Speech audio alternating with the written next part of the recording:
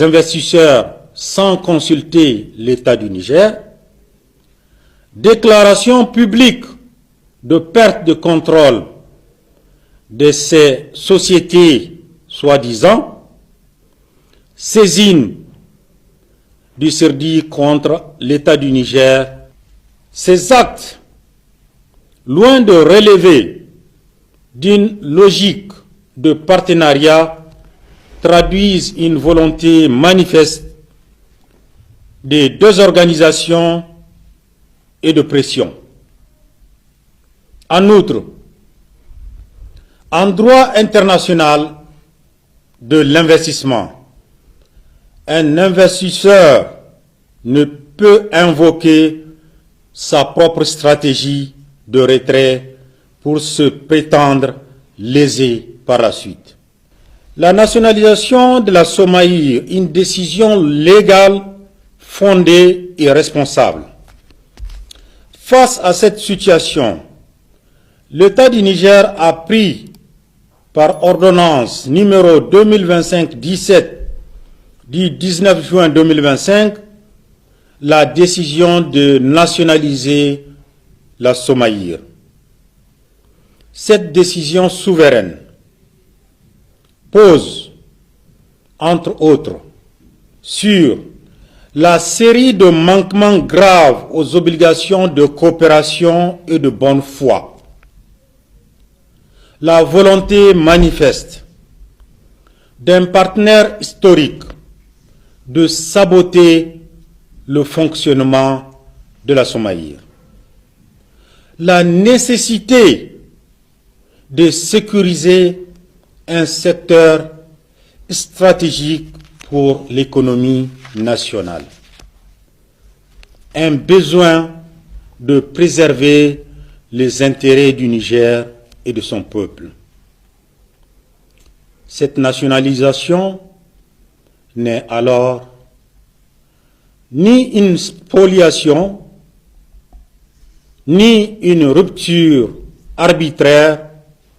Elle est conforme au droit minier nigérien, au droit international et aux pratiques souveraines observées dans de nombreux États producteurs.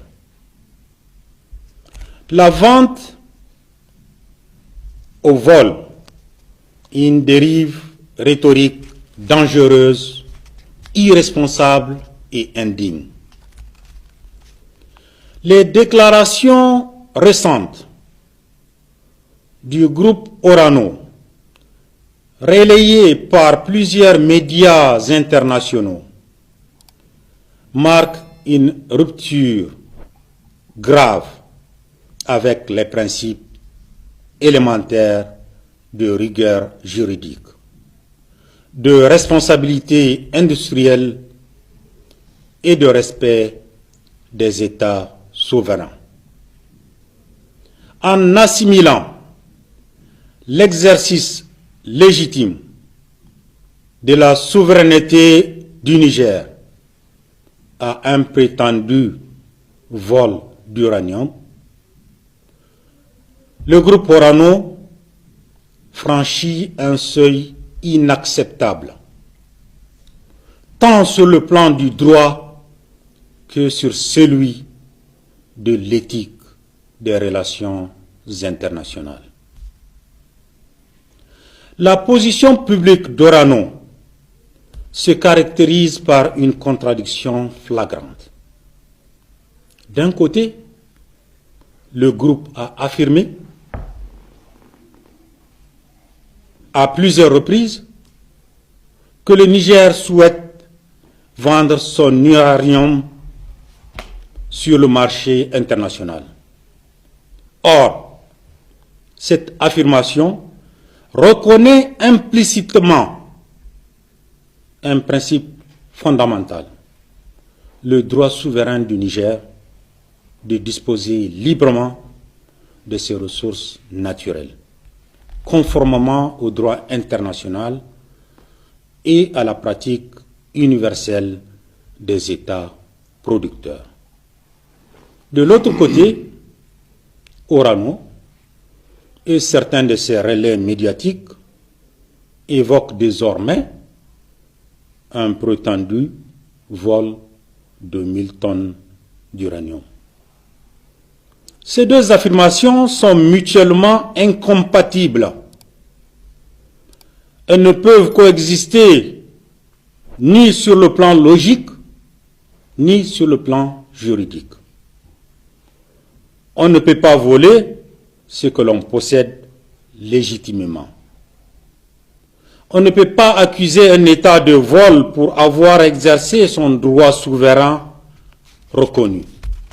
Cette contradiction révèle non pas une confusion accidentelle, mais une dérive discursive visant à déplacer le débat du terrain du droit vers celui de l'émotion, de la peur et de la stigmatisation.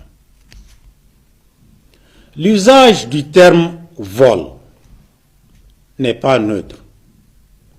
Elle est chargée de connotations pénales, sécuritaires et morales qui dépassent largement le cadre d'un différend commercial ou juridique.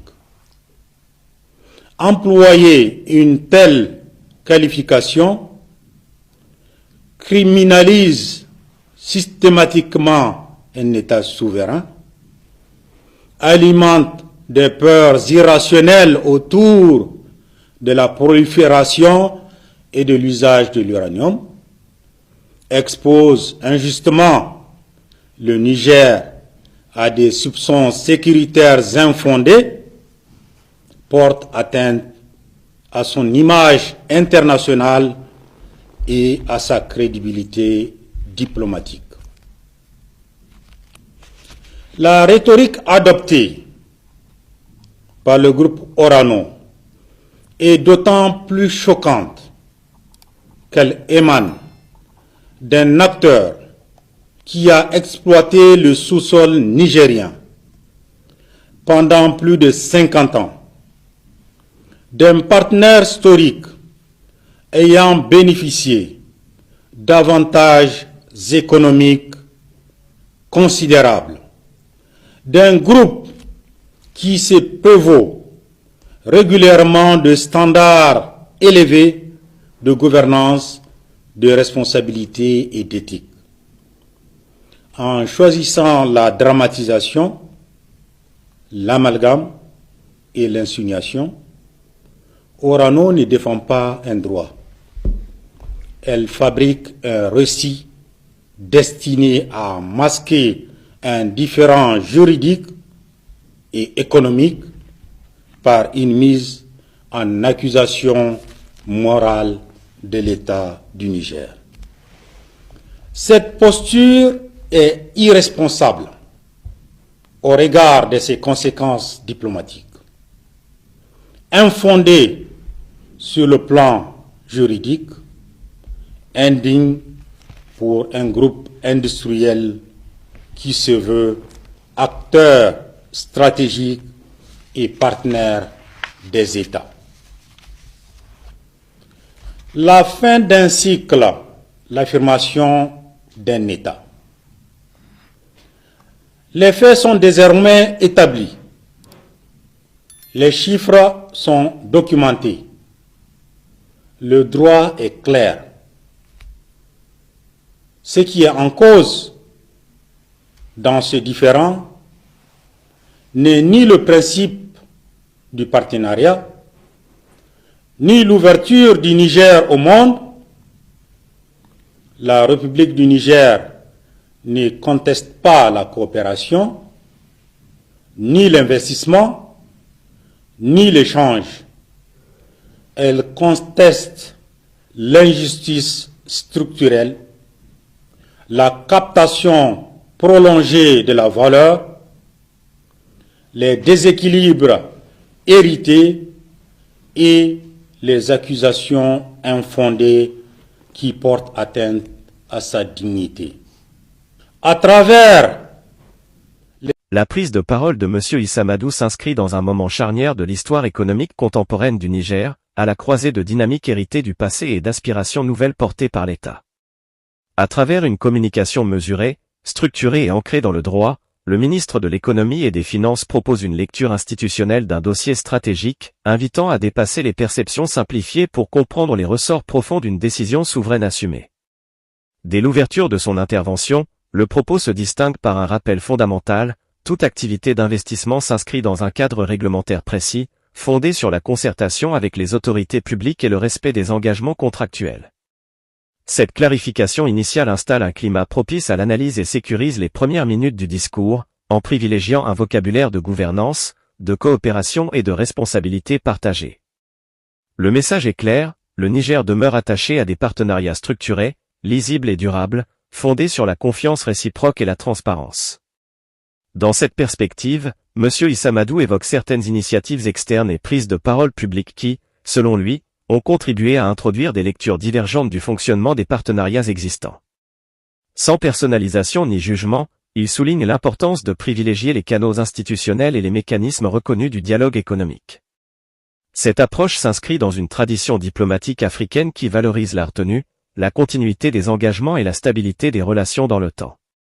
L'un des axes centraux de son analyse concerne l'évolution du statut de la Somaïre, présenté non comme une rupture, mais comme une orientation stratégique prise dans le respect des textes nationaux et des normes internationales. Le ministre insiste sur le caractère légal, fondé et cohérent de cette décision, qu'il rattache à une volonté de structuration d'un secteur considéré comme essentiel pour l'économie nationale. Dans son exposé, il rappelle que le droit international de l'investissement reconnaît aux États la faculté d'organiser la gestion de leurs ressources naturelles, dès lors que les procédures prévues sont respectées. Cette séquence du discours invite à une mise en perspective historique. Depuis les indépendances, de nombreux pays africains ont engagé des réflexions similaires sur la valorisation de leurs ressources stratégiques.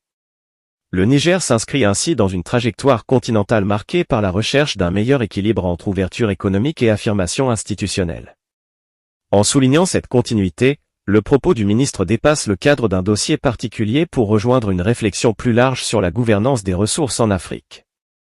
Le ministre aborde également les principes de bonne foi et de coopération, qu'il considère comme des piliers de toute relation économique durable.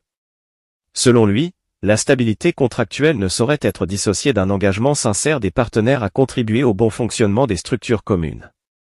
Cette lecture met en avant une conception mature du partenariat, dans laquelle la performance économique s'accompagne d'une responsabilité partagée vis-à-vis des cadres institutionnels et des objectifs de développement. Dans un registre juridique, M. Issa Amadou rappelle qu'un investisseur ne peut se prévaloir de ses propres choix stratégiques pour requalifier ultérieurement la nature de ses engagements. Cette précision, formulée dans un langage technique et apaisé, vise à recentrer le débat sur les normes reconnues, loin des interprétations émotionnelles ou symboliques. Elle participe à la sécurisation du discours, en privilégiant l'argumentation rationnelle et documentée. L'analyse se poursuit par une réflexion sur l'image internationale du Niger. Le ministre souligne que la crédibilité économique d'un État repose autant sur la clarté de ses décisions que sur sa capacité à les expliquer dans un cadre respectueux des usages diplomatiques. En ce sens, la communication institutionnelle devient un levier stratégique, destiné à rassurer les partenaires tout en affirmant la cohérence des choix opérés. Cette posture renforce l'attractivité du pays en tant qu'espace d'investissement structuré et prévisible. Au-delà du cas nigérien, le discours ouvre une réflexion plus large sur la place de l'Afrique dans l'économie mondiale. Il invite à considérer le continent non comme un simple réservoir de matières premières, mais comme un acteur à part entière, capable de définir ses priorités et d'en assurer la mise en œuvre. Cette vision s'inscrit dans une dynamique contemporaine où les États africains cherchent à mieux capter la valeur créée sur leur territoire, tout en restant ouverts à la coopération internationale. La tonalité employée tout au long de l'intervention se caractérise par une volonté de pédagogie. M. Issa Amadou s'adresse autant aux partenaires économiques qu'aux observateurs internationaux, en privilégiant un langage accessible, structuré et fondé sur des références partagées. Cette démarche contribue à apaiser les perceptions et à replacer le débat sur un terrain institutionnel, propice à des échanges constructifs. En conclusion, le message porté par le ministre est résolument tourné vers l'avenir. Il réaffirme l'engagement du Niger en faveur d'une économie ouverte, équilibrée et respectueuse des règles, tout en assumant pleinement le droit de l'État à orienter la gestion de ses ressources stratégiques. Cette affirmation, loin de constituer un repli, s'inscrit dans une logique de maturation institutionnelle et de consolidation de la souveraineté économique. L'ensemble du propos se clôt sur une note d'espoir et de confiance, rappelant que le développement durable repose sur la lucidité, la constance et le dialogue. À l'image d'un proverbe africain souvent cité dans les cercles de sagesse, l'arbre qui connaît ses racines ne craint pas le vent. À travers cette parole, le Niger affirme sa volonté d'avancer avec ses partenaires, fort de ses fondations, dans un esprit de respect mutuel et de vision partagée.